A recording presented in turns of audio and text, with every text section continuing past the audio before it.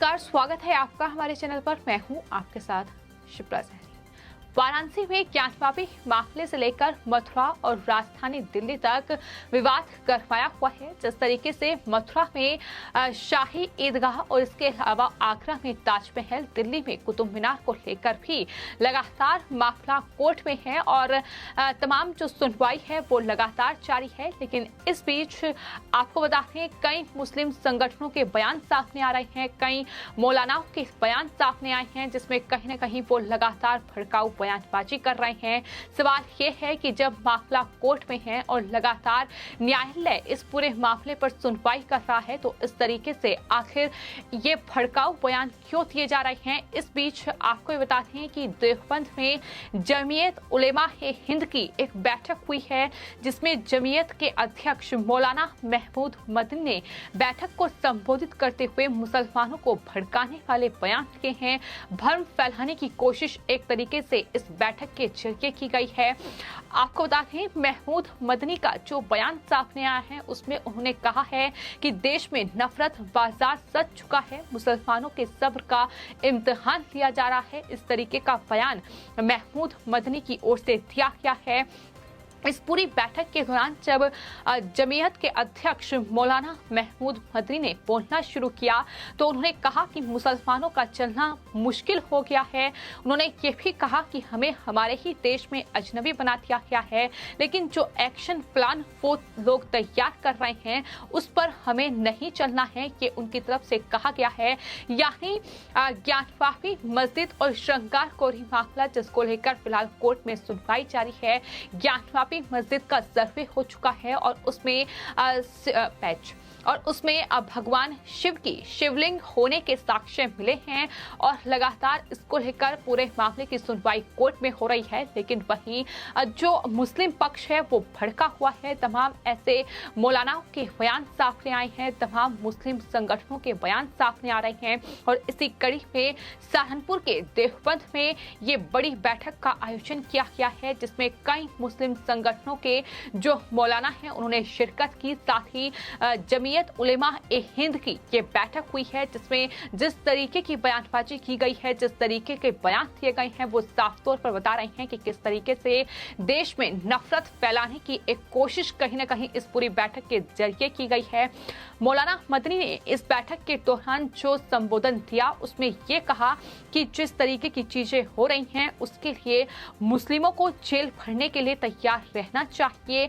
मदनी ने यह भी कहा कि हम किसी एक्शन प्लान पर नहीं चलेंगे। हालात मुश्किल हैं, लेकिन इस समय भी मायूसी की जरूरत नहीं है। हम जुर्म सह लेंगे, लेकिन देश पर आंच नहीं आने देंगे। हम हर चीज से समझौता कर सकते हैं, पर देश से नहीं।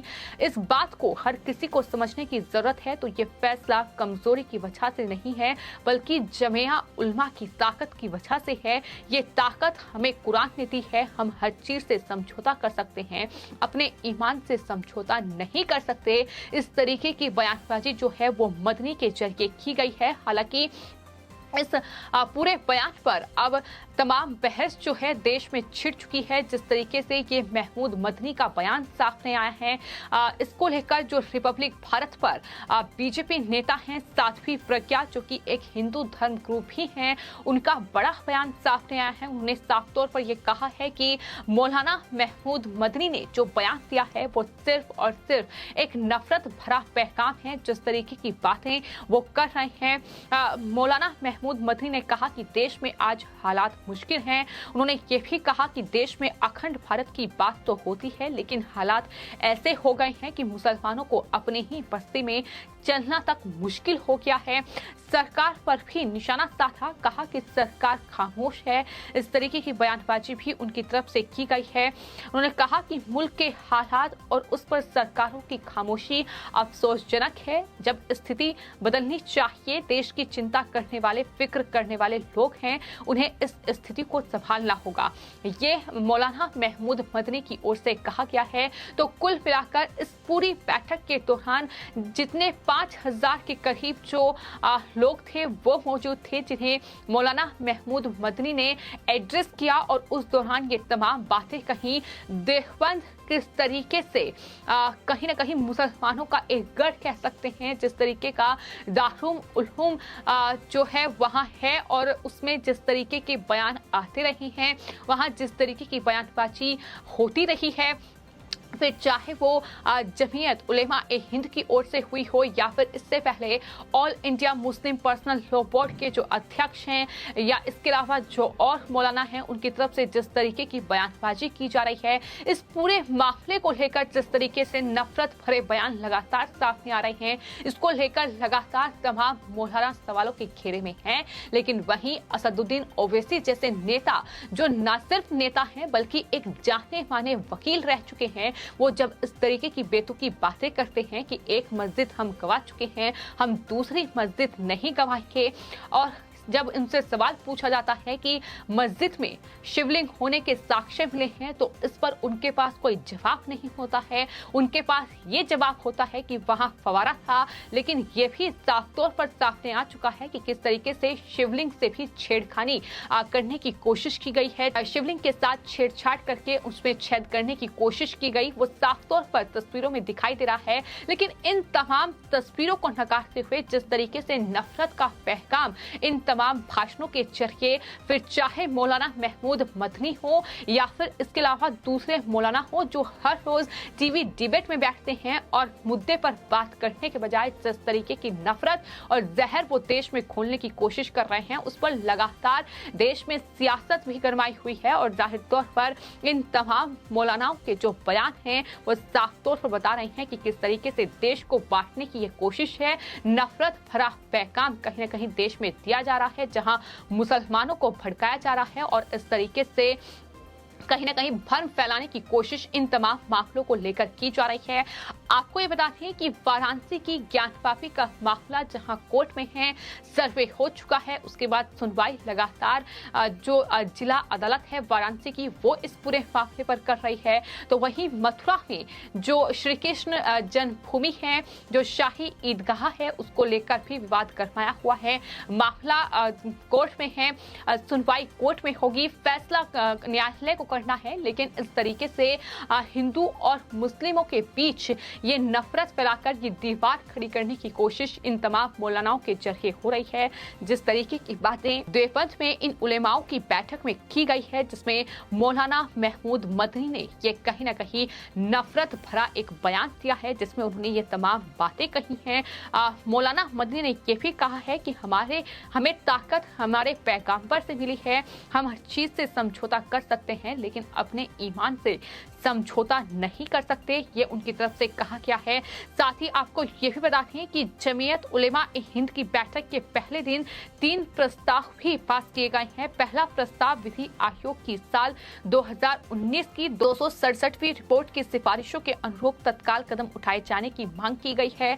इस रिपोर्ट में ये कहा गया है कि हिंसा के लिए उकसाने वाले लोगों को दंडित करने के लिए एक अलग कानून का मसौदा तैयार किया जाए। अब 14 मार्च को हर साल इस्लामोफोबिया का मुकाबला करने के लिए अंतर्राष्ट्रीय दिवस के रूप में मनाया जाएगा, ये भी कहा गया है। जमीयत की ओर से एक विभाग बनाया गया है। ये विभाग भारतीय मुसलमानों के लिए न्याय एवं अधिकारिता की पहल, अन्याय और दमन का मुकाबला करने की रणनीति विकसित करेगा। इसके लिए ये विभाग जमीन पर कार्य करने की कोशिश करेगा। तो इस तरीके से ये 3 प्रस्ताव भी पास किए गए हैं। इसके अलावा आपको ये भी बता दें कि मौलाना महमूद मदनी ने यह भी कहा है कि अगर जरूरत पड़ी तो जमीयत जेल भरने के लिए भी तैयार है। और साथ ही उन्होंने ये भी कहा कि ज्ञानवापी मस्जिद, ताजमहल और मथुरा मस्जिद विवाद पर आज रात या कल रिसोल्यूशन आएगा, ये उनकी तरफ से कहा गया है। यानी इस पर पर्टिकुलर बातचीत जो है, जो फैसला है वो जमीयत ए उलेमा की ओर से लिया जाएगा। इसके संकेत भी उनकी तरफ से दिए गए हैं।